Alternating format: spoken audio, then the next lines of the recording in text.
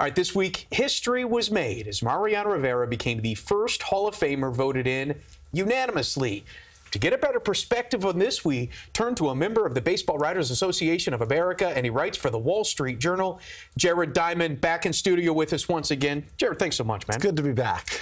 Well, it's good to have this conversation, too, because, so here's the thing. The first ballot Hall of Famer, Babe Ruth, only got 93% of the vote, only got 93% of the vote. There's a lot of people that said that somebody should have broken through with a unanimous vote before Mo. Was Mo the right guy, or should it have happened before him?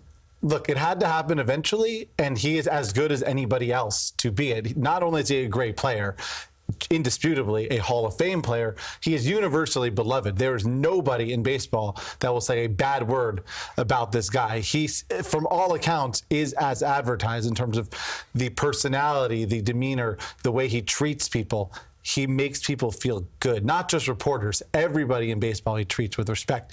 When you have someone with that personality, that sort of level of respect, yeah, it's not that shocking he was the first. But on the other hand, in a way, it's shocking because you start wondering, is this ever going to happen? Because if Hank Aaron's not unanimous and Ted Williams is not unanimous, how will anybody? So my feeling about it is, look, it's ridiculous it's taken this long. Babe Ruth should have been unanimous. Ted Williams should have been unanimous. Plenty of people throughout history should have been unanimous. And it kind of became this idea of, well, if so-and-so wasn't unanimous, how could this guy be? To me, that's a ridiculous argument. Just because we've been wrong in the past doesn't mean we should continue to be wrong. We've sort of broken it open now, and you know what? Next year, Derek Jeter should be unanimous too. Probably. That's exactly right. I mean, it could have easily been Jeter as opposed to Mariano Rivera. Now it could end up being both of those guys. I think overshadowed by this Hall of Fame vote is where Barry Bonds and Roger Clemens sit right now. You need 75% of the Hall of Famers to vote you in, or of the committee to vote you in. Right now, matter of fact, over the past 3 years, they're sitting at about 59%, and they really haven't budged. Are you seeing any movement on that? Do you think that they'll eventually get in? I don't. In fact, I'm very confident, at least by the BBWIA, they won't get in. They're running out of time, as is. They just have a couple of years left. I believe this was year 7 for them, which means you only have 3 more years. Right. And what you've seen in the last 2 years is they've plateaued. There was a bump. There was a bump at some point along their journey on the ballot. It was 3 years ago. I think 5 years ago they were at 35. 3 years ago it became 58%, but then 59 the last 2. Bud Selig's induction to the Hall of Fame played a role. That flipped some people because some people thought, well, he oversaw the steroid era, and if he's in the Hall of Fame, how could the players not be? There was also change in the voter block where some of the older writers were taken away from the ranks and some younger writers were put in. But I don't think anyone's flipping anymore. The people that would come around on that idea have done it already, and the people that aren't voting for Bonds now truly believe in their heart these guys are cheaters and shouldn't be in the Hall of Fame, and I don't see that changing. People are so staunch in their belief about whether Bonds and Clemens should be in the Hall of Fame. So I expect they may see enough. They'll get an uptick every year with more younger writers joining the ranks. Younger writers tend to favor Bonds and Clemens. Older writers tend not to. But I don't see them getting to 75. You'll see that 60, 61, and then 10 years comes, and that's it. They're out of time. Yeah, there's only 3 years left. You can't see a change in the voter block so significant that a 15% adjustment in their votes is going to take hold. Let's move on to the free agents. Last year, we had so many unsigned free agents as camps began. They had their own camp. This year, you've got, 2 of the best free agents, 26 years old, still unsigned. What's the takeaway from where free agency is landing right now with baseball? Yeah, it's bad again. It's been a very tough market for players.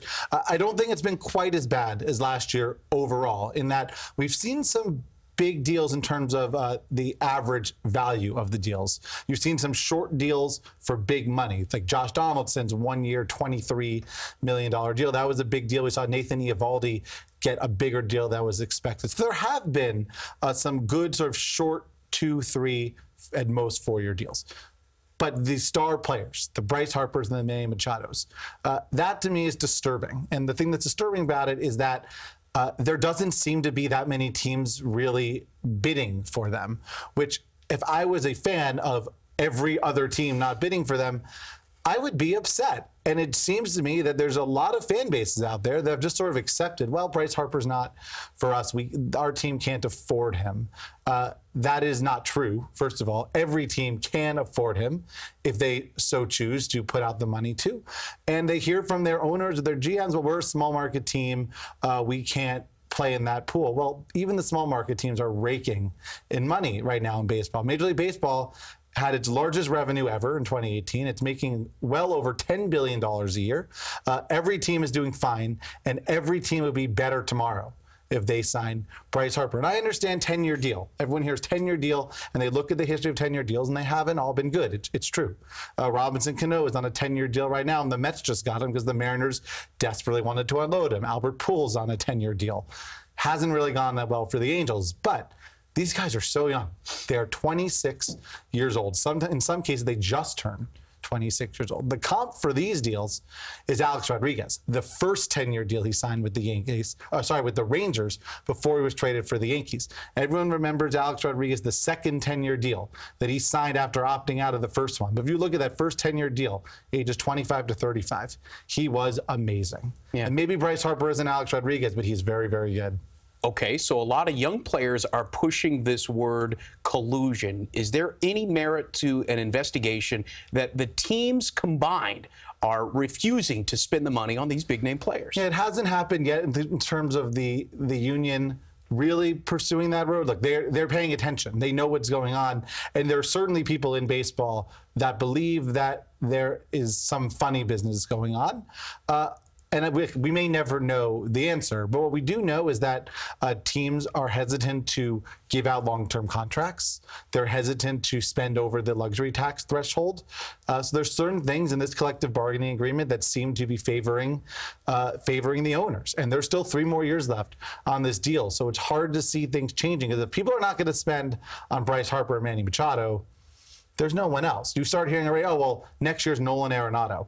It's not going to be different for Nolan Arenado.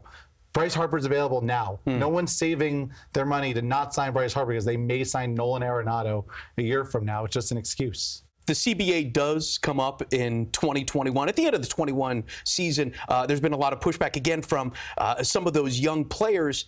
It feels like we could be heading towards an impasse. Is that on the horizon? It's still far away. 3 years, it feels close, but it's not. A lot could change in 3 seasons. But the union's upset, for sure. There's more engagement sort of in the union than there's been since the last strike, which was 94, 95. And at this moment, it certainly looks like we're in for a big fight. Now, will that lead to a work stoppage? It's too soon to know, but it definitely seems like there's some momentum among the players being willing to take that step if things continue the way they are. Like, we'll see how CBA negotiations go in the next round. The players are going to want big changes. The owners won't. The owners are pretty happy with the current state of things. So I'm not saying there's going to be a strike, but I certainly wouldn't predict there won't be. It's certainly a possibility, a big possibility at this point. Wow. I guess that just kind of mirrors the world we live in right now. It seems like everybody wants to put themselves in a camp and fight somebody else, and it does seem like maybe the players and the owners could be on opposite sides here in about 3 years. Enjoy the next 3 years while they're still here. While you can. Enjoy 2019. That season will be played. We'll see how many Mets fans are going to enjoy 2019. I think a lot of Yankees fans are going to enjoy this one. You can get all of his insights on the Wall Street Journal or subscribe to his newsletter, by the way. You can find that link on his Twitter account. Baseball writer Jared Diamond. Thanks so much, man. Thanks for having me back. All right, stick around. Back in a minute.